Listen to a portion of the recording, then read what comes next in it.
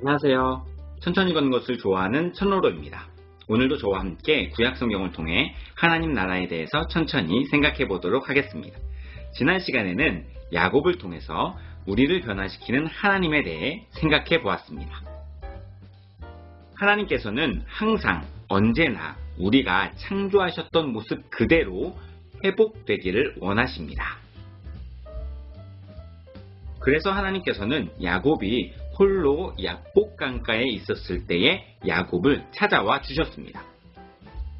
야곱의 삶은 자신의 안전과 안위를 위해 욕심을 내던 인생이었는데 하나님과 씨름을 하게 되면서 그 모든 욕심이 하나님을 향한 거룩한 욕심으로 변화되었습니다. 주님께서 우리를 찾아오실 때 우리의 욕심도 주님을 향한 갈망으로 변화되기를 바랍니다.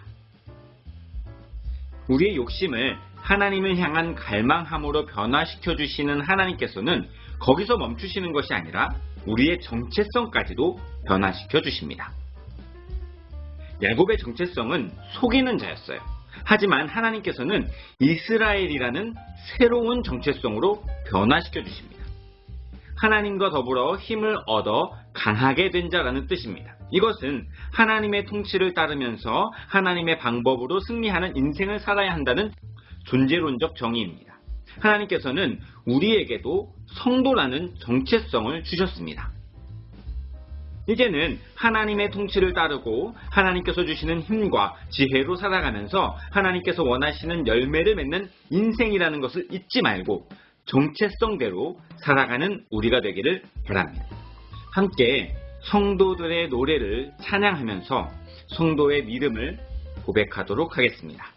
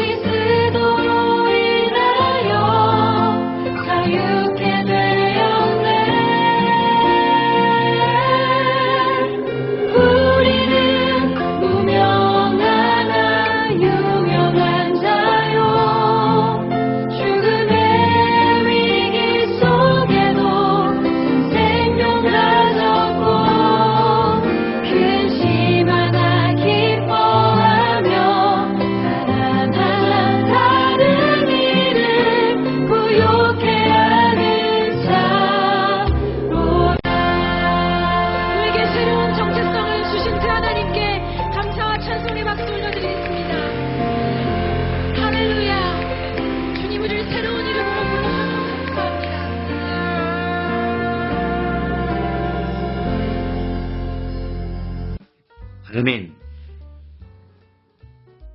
이렇게 행동을 바꾸시고 이름까지 바꾸셨던 하나님께서는 이제 우리의 관점까지도 바꾸십니다. 야곱은 야복강 나루터에 있었어요. 그곳은 절망과 고통이 가득한 곳이었습니다. 하지만 그곳에서 하나님을 보게 되었다고 고백하고 있어요. 그래서 그곳을 브니엘이라고 칭합니다. 우리도 우리의 삶 속에서 절망적이고 어려운 환경을 바라보는 것이 아니라 그곳에서 언제나 우리와 함께 하시는 하나님을 바라볼 수 있기를 소망합니다. 오늘은 요셉의 삶을 통해서 우리와 함께 하시는 하나님에 대해서 천천히 생각해 보도록 하겠습니다. 하나님의 함께 하심은 우리의 인생을 형통하게 합니다. 하나님께서 요셉과 함께 하시기 때문에 요셉이 형통한 사람이 되었다라고 성경은 기록하고 있습니다. 하지만 요셉의 삶을 보면 전혀 형통한 삶이 아니었어요. 요셉은 가정에서 가장 많이 사랑받는 아들이었습니다. 그런데 지금은 형들의 시기 질투로 애굽의 종으로 팔려간 인생이 되었어요. 이제는 누군가의 사랑받는 아들이 아니라 누군가의 부림을 당하는 종으로 살아가는 인생이 된 것입니다. 하지만 하나님께서는 이런 요셉의 삶을 형통하다라고 말씀하고 계십니다. 왜일까요? 환경과 상황이 전혀 형통하지 않음에도 불구하고 형통하다라고 말씀하시는 이유는 바로 하나님께서 함께 하시기 때문입니다. 하나님께서 함께 하시는 것이 형통한 것입니다. 우리는 하나님의 형상대로 창조함 받았기 때문에 하나님이 함께 하실 때 형통함을 느껴야 정상이에요. 그런데 세상은 하나님이 아닌 다른 것에서 형통을 찾도록 우리를 유혹합니다. 그럼에도 불구하고 우리는 환경과 상황 속에서 형통함을 찾는 것이 아니라 하나님 안에서 형통함을 찾을 수 있어야 합니다. 이것이 바로 믿음이고요. 그 믿음이 없이는 신앙생활을 시작할 수 없습니다. 하지만 그렇다고 해서 우리의 인생에 세상이 말하는 형통함을 전혀 기대하지 않아야 하는 것은 아닙니다. 하나님께서는 요셉의 삶이 비록 종살이이고 후에 감옥살이까지 하는 인생이었지만 그럼에도 불구하고 그 안에서 최선의 복을 받게 하셨습니다. 다시 말하면 우리가 생각하는 기준이 아니라 하나님의 기준에서의 형통함은 기대하고 만족할 수 있다는 것입니다. 하나님께서 함께 하시는 것 자체로 형통하다고 고백하면서 또한 나에게 주어진 삶에서 하나님께서 생각하시는 복을 허락하여 주실 때도 실망하고 낙심하는 것이 아니라 감사하고 만족함으로 형통하다라고 고백할 수 있는 저와 여러분들이 되기를 바랍니다. 하나님께서 함께 하심으로 형통한 인생은 다른 사람을 통해서 확인됩니다. 오늘 성경에서는 요셉을 종으로 샀던 보디발이 요셉을 바라보면서 하나님께서 요셉과 함께 하심을 보았고 하나님께서 범사에 요셉을 형통하게 하는 것을 보았다라고 기록하고 있습니다. 이처럼 하나님께서 함께 하시는 것은 다른 사람을 통해서 확인될 수 있어야 합니다. 그렇다면 하나님께서 함께 하시는 삶이란 어떤 삶일까요? 정직하고 정결한 삶, 청지기 정신으로 살아가는 섬기는 삶, 이웃을 긍휼히 여기면서 구제하는 삶, 오래 참음으로 용서하는 삶, 자신을 비워냄으로 남을 위해 헌신하는 삶 등이 하나님께서 함께 하시는 삶이라고 할 수 있을 것입니다. 하지만 사실 이런 삶은 하나님과 함께 하지 않는 세상 사람들도 그렇게 살아가겠다고 말하고 노력합니다. 그렇다면 하나님께서 함께 하시는 삶이 세상에서 선한 삶을 살아가려고 노력하는 것과 완전히 구별되는 부분은 무엇일까요? 그것은 바로 하나님을 전하는 인생이라는 것입니다. 초대교회 성도들은 세상에서 칭찬받을 만한 모습으로 살았어요. 그러니 순교당할 이유가 하나도 없었을 것입니다. 그런데 그럼에도 불구하고 그들이 순교하게 된 이유는 때를 얻든지 못 얻든지 복음을 선포하는 삶을 살았기 때문입니다. 오늘 본문에서 보디발이 요셉의 삶을 보면서 그냥 잘 되는 사람이라고 생각할 수도 있었을 텐데 하나님께서 그렇게 해주고 계시다는 것을 발견했다라고 꼭 집어서 밝히고 있는 것을 우리는 주목해 보아야 할 것입니다. 물론 성경에 요셉이 어떻게 했는지에 대해서는 자세히 기록하고 있지 않습니다. 하지만 분명한 것은요, 요셉이 단순히 윤리적으로 선하고 성실한 삶을 살아내는 것만이 아니라 그 삶 속에서 하나님에 대한 분명한 선포가 어떤 방식으로든 있었다는 것입니다.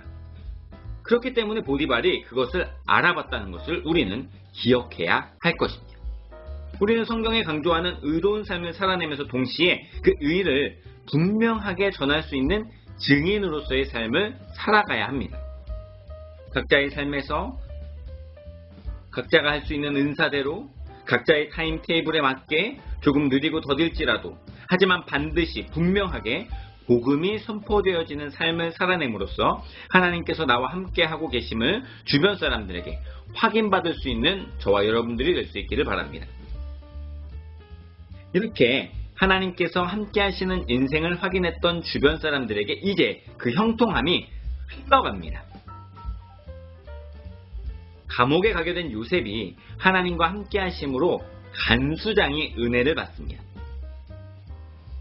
사실 하나님께서 함께 하셔서 형통하다고 말하고 있는 요셉의 삶은 스스로의 삶의 형통함보다는 요셉과 함께 했던 보디발의 집의 형통함과 감옥의 모든 사람들의 형통함으로 나타났습니다. 즉, 하나님께서 함께 하셔서 형통한 삶은 내 삶이 형통해지는 것이라기보다는 먼저는 주변에 있는 사람들의 삶이 형통해지는 것이라고 할 수 있습니다. 하지만 그렇다고 해서 내 삶에 형통함이 아예 없는 것은 아닙니다. 왜냐하면 그렇게 흘러갔던 형통함들이 다시 나에게로 돌아오기 때문입니다. 하지만 시간이 좀 걸립니다. 그러니 조급해하시면 안 됩니다. 신앙생활 중에서 우리를 가장 힘들게 하는 것은 조급함이에요. 당장 어떤 일이 일어나야 하고 어떤 결과가 도출되어야 한다는 강박을 이 세상이 요구하기 때문에 우리는 신앙생활에서도 조급해합니다. 하지만 신앙은 그렇게 단순한 것이 아니에요. 단회적인 것도 아니고요. 아주 긴 여정입니다. 하나님의 때가 있어요. 하나님의 때가 이를 때까지 끊임없이 계속되는 경주입니다. 그래서 하나님께서는 요셉에게 인자를 더하여 주셨습니다. 이 인자라는 단어는 헤세드라는 히브리어인데요. 보통 자비나 친절이라는 뜻으로 쓰입니다. 하지만 신학적으로는 하나님의 언약의 성실성을 의미합니다. 즉, 실패하지 않는 사랑이라는 것입니다. 하나님께서 끝까지 완성시킬 약속이라는 것입니다. 그 인자를 부어주셨기 때문에 그렇게 흘려보냈던 형통함이 다시 돌아올 때까지 기다릴 수 있었던 것입니다. 간수장은 간수장이 은혜를 받았지만 요셉도 간수장에게 은혜를 받았습니다. 우리는 성경의 한 절만을 읽기 때문에 보디발이 요셉을 보자마자 혹은 간수장이 요셉을 보자마자 무언가 알아볼 수 있었다고 착각하기 쉽습니다. 하지만 그런 것이 아닙니다. 아주 오랜 기간 하나님의 신실하심을 바라보면서 살았기 때문에 그렇게 인정받을 수 있었다는 것을 잊지 마시고 끝까지 포기하지 않고 형통함을 흘려보낼 수 있는 우리가 되기를 바랍니다. 오늘은 요셉을 통해서 우리와 함께 하시는 하나님에 대해서 생각해 보았습니다. 하나님께서 우리와 함께 하여 주실 때 우리의 삶은 우리가 처한 환경과는 상관없이 하나님께서 함께 하여 주시기 때문에 형통합니다. 그 형통은 주변 사람들을 통해서 증언될 것입니다. 그러기 위해서 우리는 하나님께서 함께 하시기 때문에 살게 되는, 살아가게 되는 그 모든 성실한 삶 속에서 복음도 함께 선포할 수 있는 삶이 되어야 할 것입니다. 이를 위해서 하나님께서는 우리와 함께 하시면서 우리에게 헤세드의 사랑을 부어주실 것입니다.